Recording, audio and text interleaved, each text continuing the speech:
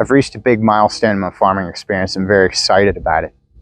What it is the intensive grazing paddock style for the cows.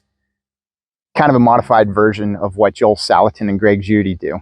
It's modified because I don't have any way to get the cows water up here other than carrying bucket after bucket after bucket water, which isn't efficient for me right now because I don't have any electricity, so I can't run any hoses or anything to them. Being on a hill, I don't have any streams or ponds or anything up here that I could gravity feed or have them go to, so it's modified because the water source is all the way at the bottom of the hill down there. So I have a little hallway here next to the different paddocks. That way the cows, whenever they're thirsty, they can just get down into the hallway and then go down into the woods there and get their drink and come back. So they're not on here 100% of the time, but they're on here enough that, you know, I feel like I'm still getting the full effect of it. We just started this a couple days ago. We got 8 paddocks total.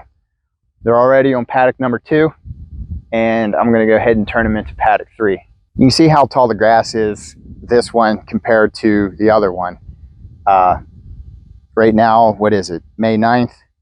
It's been a relatively cool spring. It's kind of dry, so the grass is still growing halfway decent. Last year, we shut them off of here whenever they would eat it down. We didn't have any paddocks, but I noticed the pasture just below that they had full-time access to versus this one.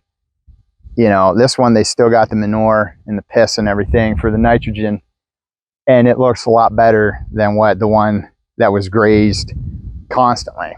And right now I got it fenced off. That way, you're going to give it at least a couple months break. Might not even put them out there this year. I don't know. I spread manure on it last week, and just want to give it a break, let the grass go to seed, and then just kind of see how that happens. Doing some experimentation here because I haven't been farming fully conventional. I've been farming with what I have, working away, you know, during the week, living away during the week. I only have a limited amount of time. There's only so much I can do. I only have so much equipment. I don't have electricity.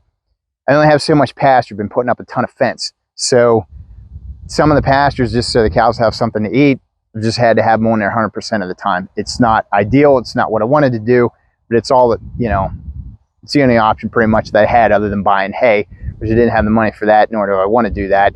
So, you know, it's kind of an experiment just to see, okay, how long is this going to take? Because, you know, from what, you know, the Joel Salatin and Judy, what them guys have said, is you can turn tired, exhausted pasture into something good. Just might take a little bit of time to do it. So first year doing this, I'm excited to see how long it does take. For the setup, we have 6-foot metal T-posts for added stability along the hallway. And then dividing off the paddocks, we have the little fiberglass little posts. They don't have to be very strong. And just run braided wire. It's electrified. I got a solar charger up there. And then we just gate handles along each paddock, and then along the other side of the hallway at each spot, have a place to hook the gate handles into. I have barbed wire and metal T-posts along the perimeters. I know a lot of the folks that do rotational grazing, they use mobile fence, just pick it up and go, electric fence. I have a ton of deer. The deer tend to tear down the electric fence, at least for me. Some people might not have that problem. And so it's low enough here, deer have no trouble jumping over it. If they want to get in there and eat, have at it. It's high enough to keep the cows out. And if the electric fence happens to break, I just don't want to take the chance of my cows getting out, because it's a pain trying to get Dexter's or any cow for that matter back in. So perimeter fence, I modify it. That's just what I do.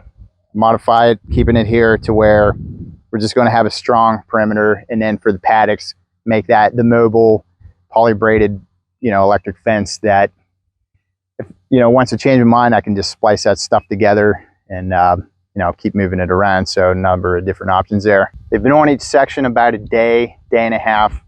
Still kind of experimenting right now. We only have 3 cows here at the moment. And so once the herd increases, you know, we might have to adjust the paddocks. The cows have mostly gone after the clover when they're initially on here. And then once all the clover's gone, they've been going back and chewing on the grass. The hallway's not too bad a shape. I wasn't sure how much they would tear that up. They've been grazing on it. Doesn't look too bad. And so now I'm gonna get the gate handle of paddock 3, open it up and connect it there. And then I'm going to open paddock 2 up and put the gate handle over to where they're not going to get shocked or anything like that. Run them through into paddock 3 and then connect the gate handle back into paddock 2 to keep them out of that.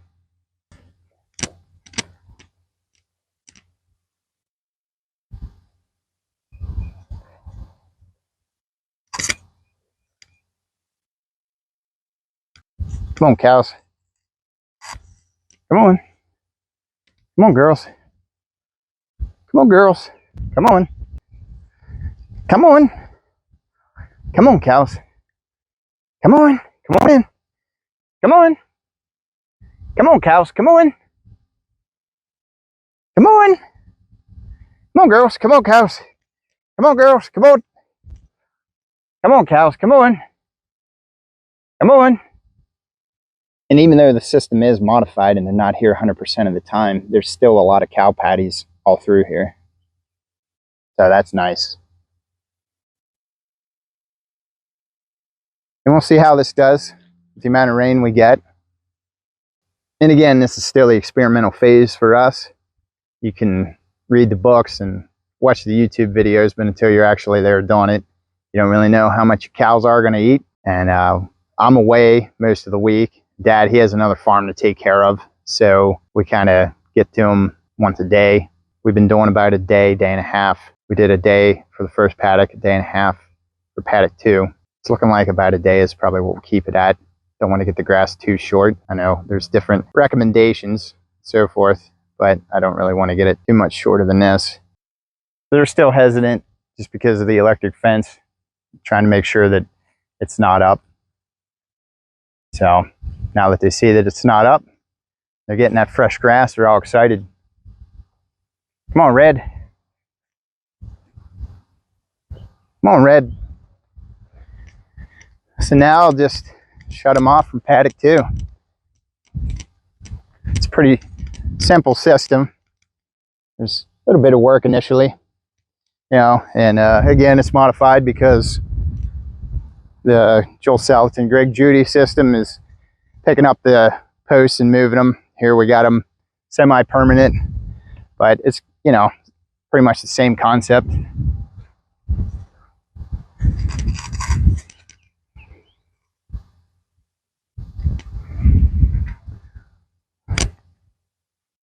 Come on, cows. Come on.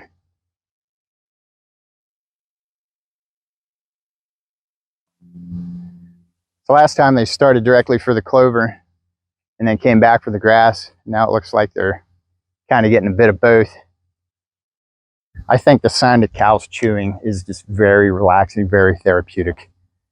The burps, not so much, but just listening to them chewing it. Nice grass, knowing that I don't have to buy any fertilizer. In years past, I think 2, maybe 3 years in a row, I had to buy turkey manure. So I've never bought fertilizer, but buying turkey manure, you know, it did great for the fields, but you're spending hundreds of dollars for, you know, someone else's waste, and, you know, you get weed seeds and whatever in there. And then just with this past year, with there being the whole fertilizer shortage, you know, and the high prices with inflation and everything, everybody was going after the manure. So I didn't get any turkey manure. But with this, it doesn't matter. Like, as long as the good Lord provides with rain, and, you know, we do this right for rotation, don't have them on it too long to where, you know, it damages the grass, but just rotate them right. And as long as that, I'm not going to have to buy manure again. And that's awesome. And along the edge of paddock 1, this is the section that they have access to all the time. It's where they go to get their water, down over the hill there. You see how short the grass is. It's not ideal. It's not what I want, but you know, baby steps, working on getting more stuff fenced off, keeping them out of it. I'm just making do with what I have. Got some tree of heaven there I need to get rid of, more Japanese barberry, multiflora rose and all that. It's all just baby steps. It's a lot of work, even if you're here every day of the week, and just being here, you know, just a couple days a week, you kind of got to make do with what you have and prioritize. So paddock 1, the grass is, you know, they ate it down just about to what the area that they have access to all the time is. So just gonna make a note of that. And also too, one of the plans is to get my hay fields already with this pasture. Probably almost half of that hay field is already has perimeter fence on it. So long term, I'm planning on paddocking it off as well. And then, you know, hopefully by that time, I can get the system where you just wheel it out instead of the semi-permanent. But we'll see. Hopefully by then I got electricity and can, you know, provide water to them. Right, Red? I'm thankful that there are folks out there that are sharing their knowledge of this, because, you know, like I said at the beginning of the video, I'm very excited about this. I mean, it's great. Like, this is, the cows are happy, I'm happy, and, you know, it's good.